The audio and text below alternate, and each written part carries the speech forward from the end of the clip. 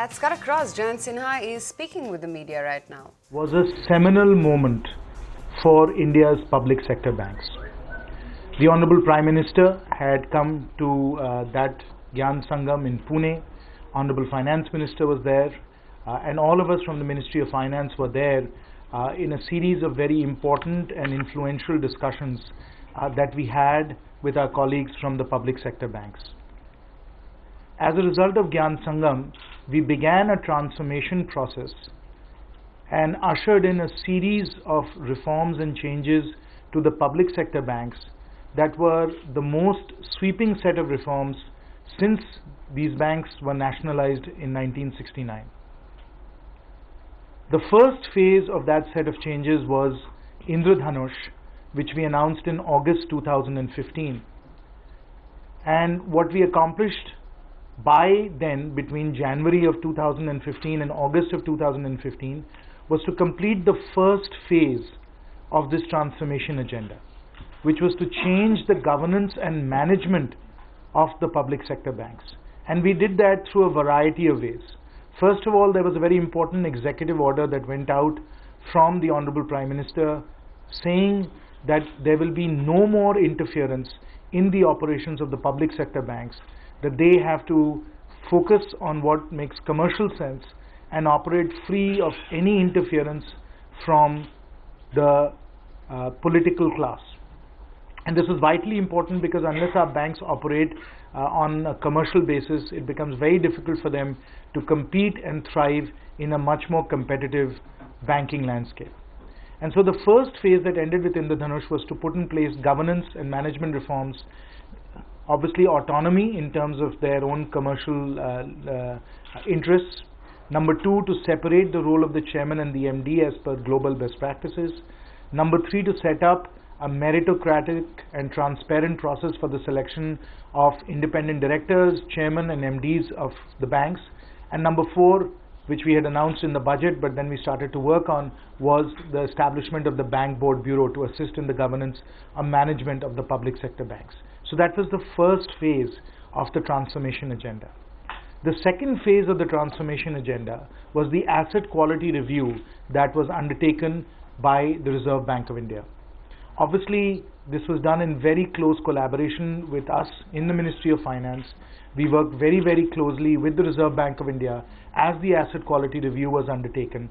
And what the asset quality review enabled us to do was to get a system-wide view of the set of stressed assets that were there in the economy, both public sector banks and private sector banks, and understand also that we needed a certain capital that was required for the public sector banks and the private sector banks to ensure that they remained well north of all the requirements that RBI has and Basel III has for capitalization.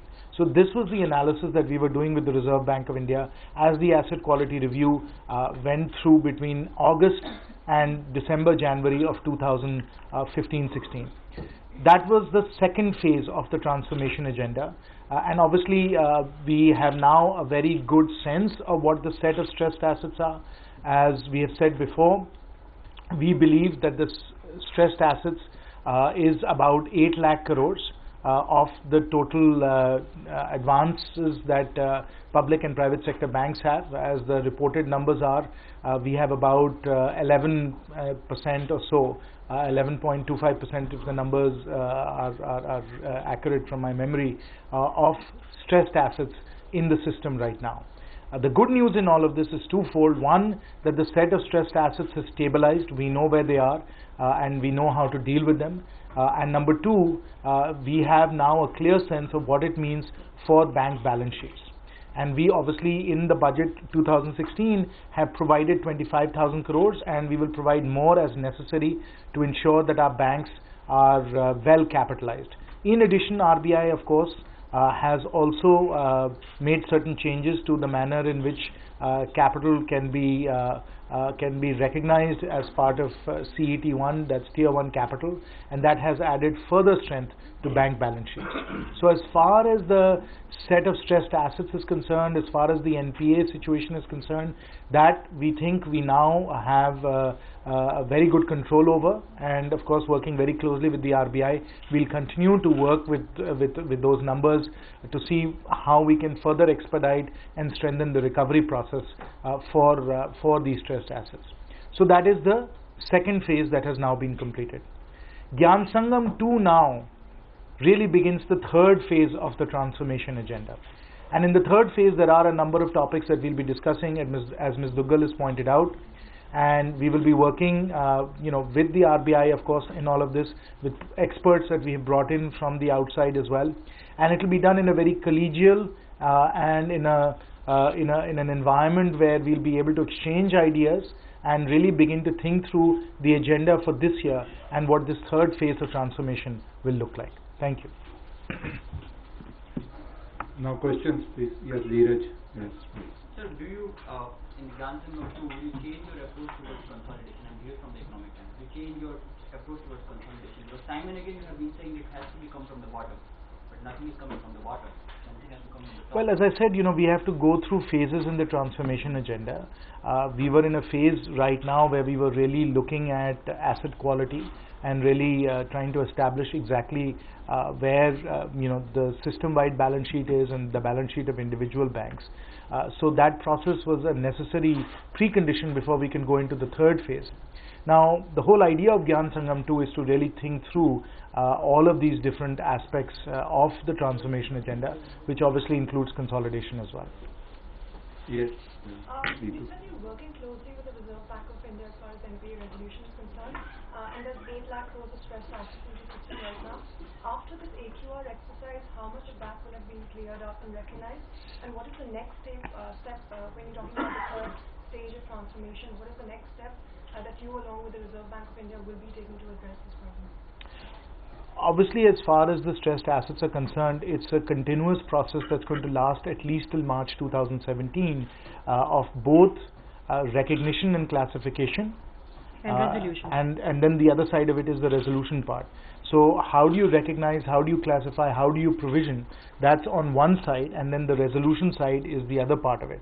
So we are working with Reserve Bank of India on that. As far as resolution is concerned, we have significantly strengthened the mechanisms through which you can do resolution on an interim basis, even as the bankruptcy code is now in Parliament, on an interim basis through what we're doing with CRILIC, what we're doing with the JLF, CDR, SDR, all of these, and the 525, there are all these different mechanisms that we have created and strengthened so that the resolution process can move forward efficiently. So that was your first question. Your second question was about the consolidation process. Well, that's really what Gyan Sangam is intended to do, is to really think through what the next phase is going to look like, what will be the priorities. And obviously, because we are doing it in collaboration with the regulator, that's Reserve Bank of India, we will be working together very closely on that as well. Yes, Ruchi, please. Sir, I'm Ruchi Bhatia from Vijay now. Since NPA management and recovery is a key point that you're discussing in Gyan Sangam 2, I want to ask you, do you think banks have not done their proper due diligence before lending to Kingfisher Airlines? And also, the CBI so far has gone ahead and spoken to banks several times on the issue of Kingfisher, and they should give a report. Yeah. But so far, no movement has been done as far as the banks are concerned. They are not filing a report so far and asking for the arrest. Ruchi, this is conclave which is not meant to focus on very specific cases, but the lead bank is here and you could put your question out there. Ma'am, but NPA recovery is an important issue. No, as MOS said a short while back, resolution is a part of it. In fact, when the other question came up about what are the numbers going to be, it's a continuous process. Banks are very aggressively engaged in the resolution process. So we are expecting the numbers, the recognition, all of that to change as we go along. But remember that NPAs are not necessarily a reflection of due diligence not done. It's an account that could have gone bad for any reasons whatsoever. So that's a larger kind of issue to look at.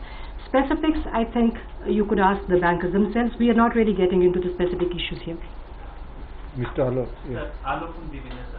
Parliament की standing committee ने खासतौर से RBI पर और बैंकों के management पर सवाल उठाया था और कहा था कि जो बैंक डिफॉल्टर्स हैं उनके खिलाफ कार्रवाइयाँ सही तरीके से नहीं हो रही है और साथ से DT एक्ट और सब्सिडाई के तहत भी कार्रवाइयाँ पिछले दिनों में कम हुई क्योंकि रिकवरी प्रोसेस नीचे गया है। तो इस कॉन्क्लेव में उसके ऊपर कोई फोकस है कि किस तरह से आरबीआई और साथ ही साथ जो बैंक का मैनेजमेंट है उस पर फोकस किया जाए ताकि ये चीजें नहीं, इस प्रक्रिया पे बिल्कुल हम लोग चिंता कर रहे हैं और स्टैंडिंग कमेटी की जो रिपोर्ट आई है उसका अध्ययन भी हो रहा है और इस कॉन्फ्रेंस के दौरान हम लोग इस विषय पे चर्चा भी करेंगे और काफ़ी चिंता भी करेंगे कि किस प्रकार से हम लोग जो रेजोल्यूशन प्रोसेस है उसे और दुरुस्त बना सकते हैं। Yes, Arup, Dilasha. So, when we talk about recapitalization next year, what will be the parameter going ahead? I mean, will there be higher allocation based on the performance of banks? When we look at recapitalization, there are really three very important aspects of the recapitalization. The first one is to ensure that all banks are meeting their capital adequacy requirements. And that is as per the RBI guidelines, which are of course better than and superior to the Basel III requirements in terms of capital adequacy. So that is the first criteria and the most important criteria that we look at to ensure that there's capital adequacy. The second thing that we look at is the performance of the banks themselves. We have a very thorough set of KPIs with which we evaluate the bank's comprehensive operating performance through a balanced scorecard approach. And we look at that and we try and determine the operating performance of the banks and how much capital they can absorb because of growth, etc. And then the third aspect of it is, which is a dynamic discussion with the banks themselves around credit growth and how much credit growth and in which sector would they like to grow their loan books. And then on the basis of those three criteria, we establish what their capital requirements are, and then we find appropriate sources for that capital. Yes, Mallya. So what about non-core asset sale of banks? I mean, FM has been talking about it, but we haven't really seen anything happening in that area. Would you also be focusing on? Yes, that is very much on the agenda for Gyan Sangam. Absolutely. Yes, Ina.